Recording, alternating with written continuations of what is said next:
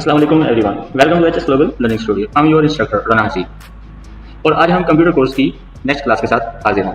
आज का टॉपिक बहुत ही इंपॉर्टेंट है, ठीक है, तो मिस नहीं करना, मुकम्मल इस वीडियो को देखें, ठीक है। तो जो भी हमारे न्यू आने वाले व्यूवर्स हैं, क्योंकि ये हमारा चैनल न्यू है, ठीक है, तो हमारी ओल्ड क्लासेस वेब डेवलपमेंट की एंड ग्राफिक्स डिज़ाइन की एंड कंप्यूटर कोर्स की, ठीक है, तो वो हमारे दूसरे चैनल पर है। आपको डिस्क्रिप्शन में इसका लिंक मिल जाएगा, ठीक है, तो आपने दूसरे चैनल पर जाके अपनी ओल्ड क्लासेस देख लेनी है।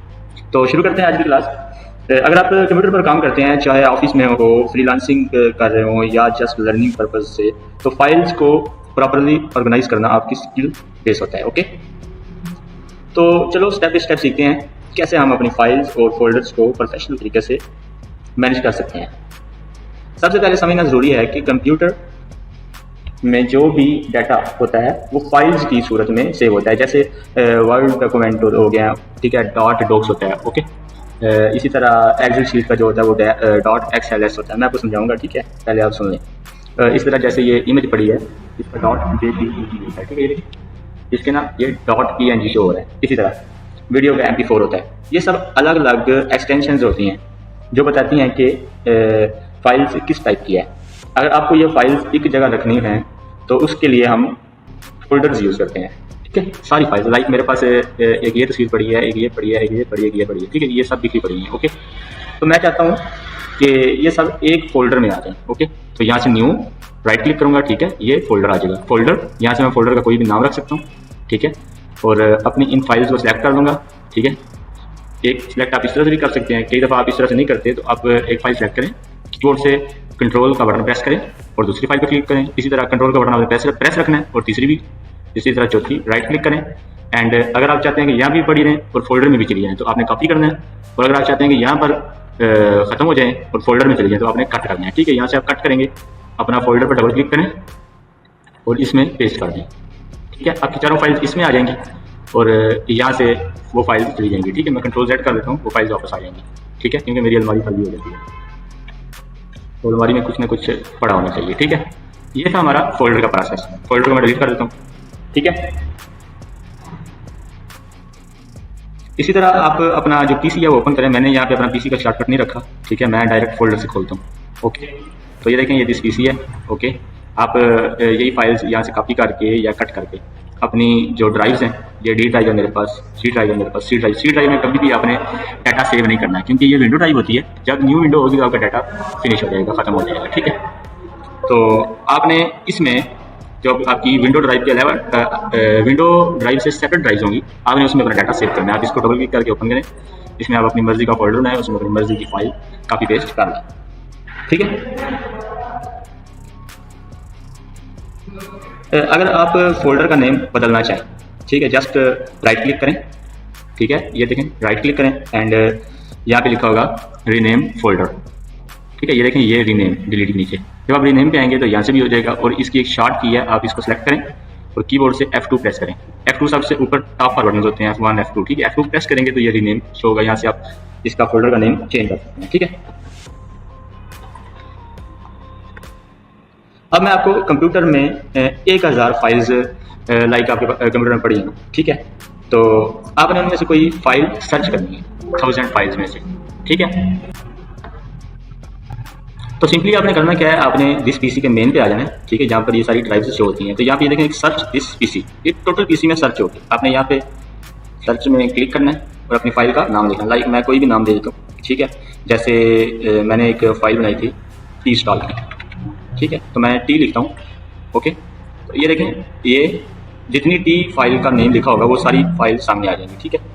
इस तरह एक तो आप ये सर्च कर सकते हैं, ठीक है। इसी तरह आपने अपनी वर्ड में अगर काम किया हो या एक्सेल में काम किया हो या पावर पॉइंट में काम किया हो, ठीक है, तो उसमें आप सर्च कर सकते हैं। लाइक आप यहाँ पे लिखें डॉट, तो डॉक्स के लिए यूज़ होगा, ठीक है, DOCX, ठीक है, ये होगा डॉक्स में हमारी जो ये फाइल बनी है वर्ड की, ओके। ये देखें, ये सारी फाइल्स सामने आ गई हैं, ठीक है।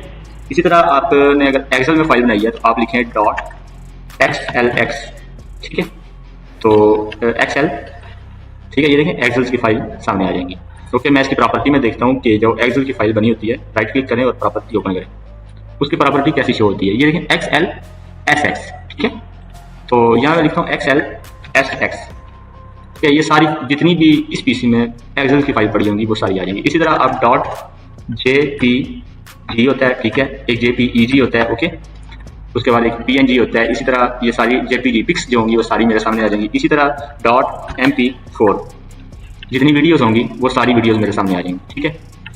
इस कुछ इन मेथड से आप सर्च कर सकते हैं अपने पीसी में, ठीक है।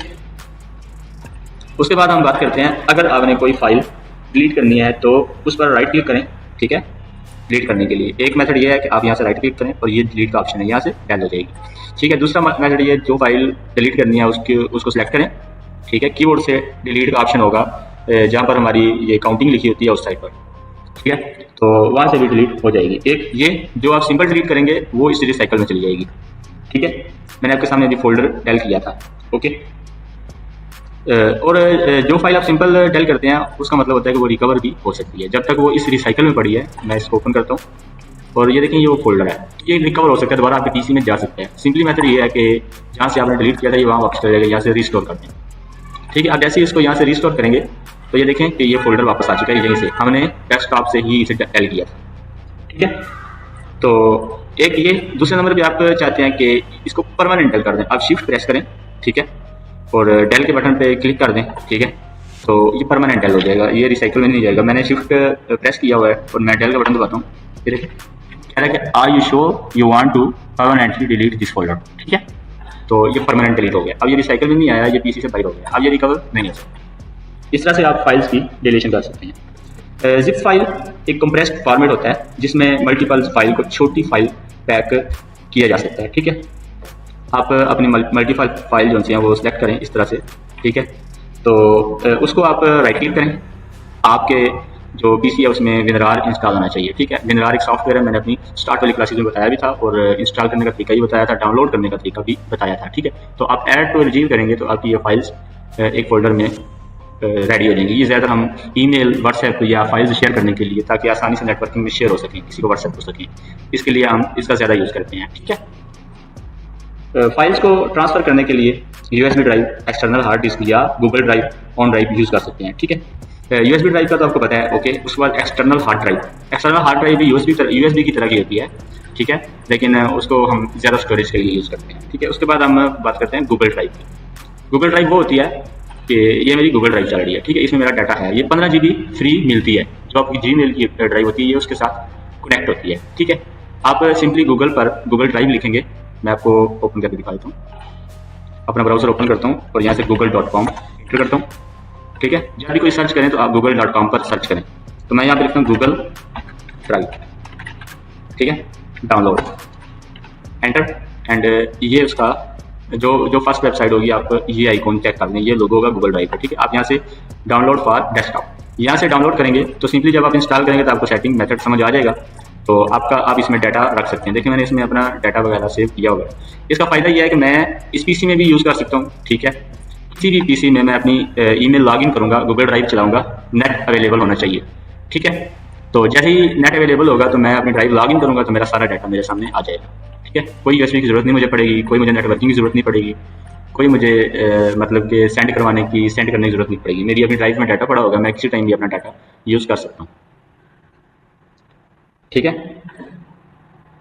तो आज की क्लास में इतना ही, मिलते हैं नेक्स्ट टॉपिक में नेक्स्ट क्लास के साथ, ठीक है। आज की क्लास में हमने कंप्यूटर के बारे में बहुत कुछ जाना, ओके। इसी तरह मजीद टिप्स एंड ट्रिक्स के लिए हमारे चैनल को लाइक और सब्सक्राइब करना बिल्कुल भी ना भूलिएगा, और मजीद इसी तरह स्किल सीखने के लिए हमारे चैनल को और हमारे social media links and WhatsApp groups को फॉलो करते रहिएगा। मिलते हैं नेक्स्ट कंटेंट के साथ, तब तक के लिए अल्लाह हाफ़िज़, अपना ख्याल रखिएगा।